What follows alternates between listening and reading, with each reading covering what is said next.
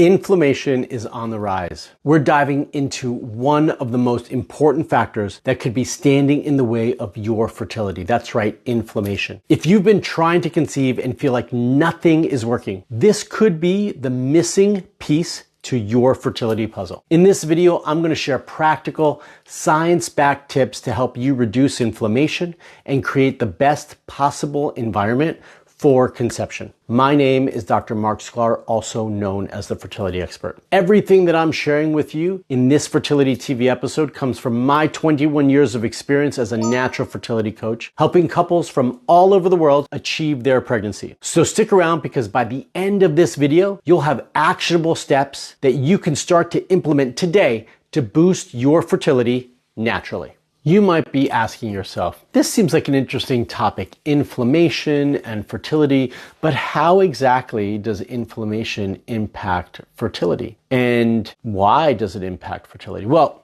inflammation really impacts every aspect of our body, of our health, right? We could say that about a lot of things. Inflammation is actually no different. In many ways, inflammation is worse because it's made worse by so many factors and we feel it. Often, if we have an inflammatory response going on in the body, we have an increased amount of pain or discomfort, or things aren't functioning properly. Our body's not doing what it should be doing from a functional perspective, okay? And we need to make sure that we are doing everything we can to address that. Now, if you've been watching my channel for a while, all the things that I suggest and ask you to do naturally will help you reduce inflammation in the body. But what exactly does this mean, and how is this done practically? Okay. Well, the first thing that I always like to talk about when we talk about inflammation is diet. Yes, I probably spoke about this a little bit in the last video that I discussed on PCOS, but it's very, very similar.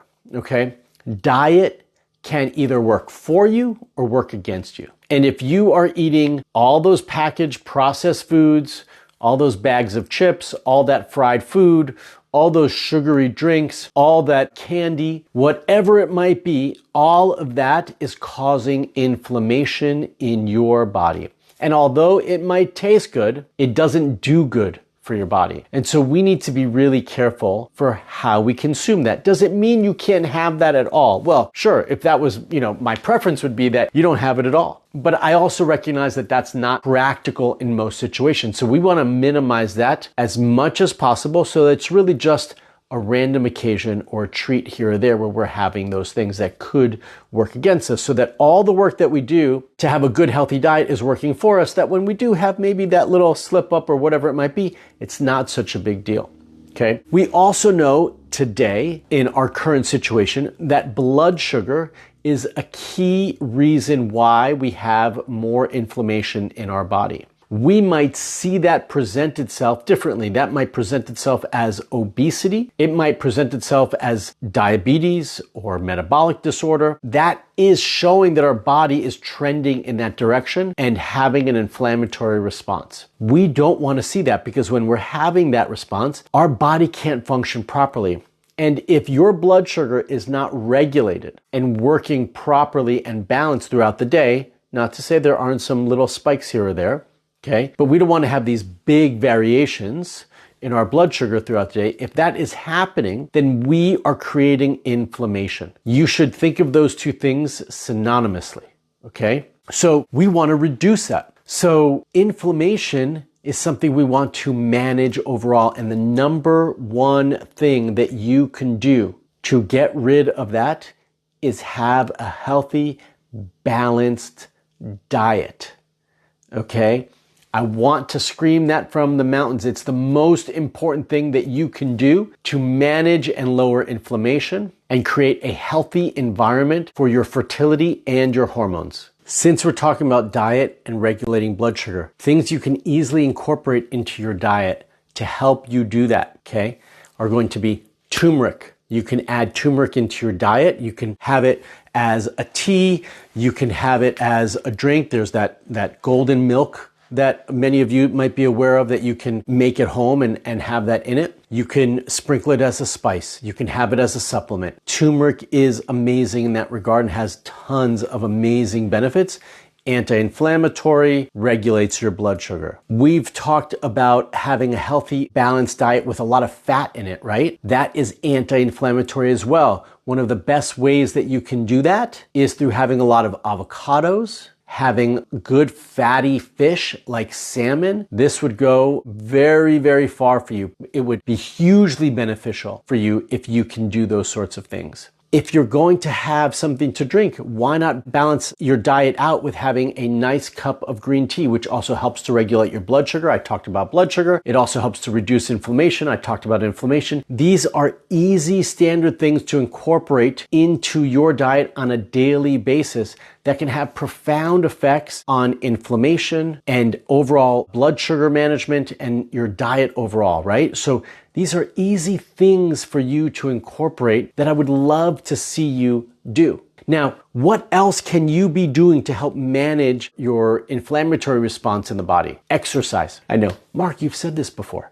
I know I have, but you have to think about it in different ways and you have to hear it repeated over and over for you to do it. There was a point in time where I was not exercising regularly. And what I started to notice is I was having more headaches, I was having more neck pain, more back pain, more shoulder pain, more hip pain, more knee pain. I was having all sorts of inflammation. I was having an inflammatory response because I wasn't treating my body properly. But for the last 5 months, I have been exercising very regularly. And I have noticed an amazing change. I no longer get headaches. I no longer have neck tension. I don't have my back pain. I don't have my neck pain. I have a little bit of knee pain because I had knee surgery many, many years ago. So that's still there. But in general, my inflammatory response has gone down dramatically. Okay. I didn't need to do blood work to know that I was having an inflammatory response, but I needed to tell myself that I needed to do something about it. So this is me telling you, you need to do something about it. You need to exercise regularly, which is anti-inflammatory. It's an action that's going to decrease the inflammation in your body.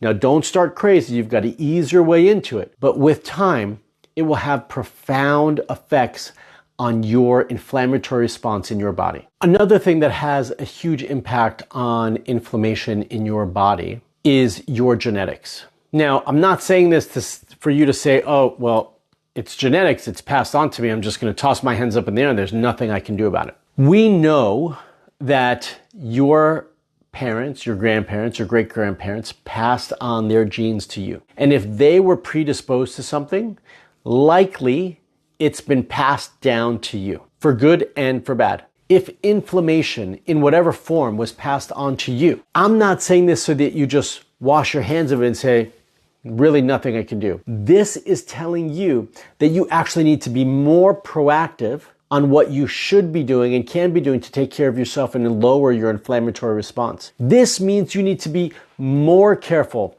with your diet. This means you need to be more active with exercise and getting outside. This means you need to be more responsible for taking care of yourself, not less so, right? It means you have to do more. Because with genetics, we want to turn off those light switches, those genetic switches that get turned on when we don't take care of ourselves, and those cause more inflammation. We want to turn those off. And the ways for us to turn those off is for us to take care of ourselves, is for us to eat well and exercise well and regularly, right? We need to do those things. And that's how we're going to manage that genetic piece. Another piece that we could toss our hands up in there and say there's nothing we can do about is our environment. But there's a lot we can do. Your environment impacts you dramatically. And the things you use on a daily basis in your house, on your body, around your house, to clean and protect yourself and so forth, all your personal products, all those things can work for you or against you. And then when they work against you, they also cause more inflammation. And again, as a reminder, when we have increased inflammation, our body doesn't function properly. It's going to impact our hormones. It's going to impact our cycles. It's going to impact your fertility. So we need to make changes in our environment to make sure that we are not contributing to that inflammatory response. Things you can do is swap out all of the toxic chemicals that you're using for better things, cleaner things that won't work against you. And those are things that you can just do one at a time. So as one thing runs out, you swap it out. okay? And we just want to decrease our toxic burden. That burden of the toxic chemicals that we're exposed to on a daily basis, and we are exposed to thousands of them, we want to decrease that load so that we have less of a toxic burden and we can lower our inflammatory response. To keep learning about how to improve your fertility, I want you to watch this video where I go over the common myths and facts about fertility after 35. If you want my help and want me as your fertility coach, then remember to apply to qualify for the Hope Fertility Program using the link in the description below. And until the next video, stay fertile.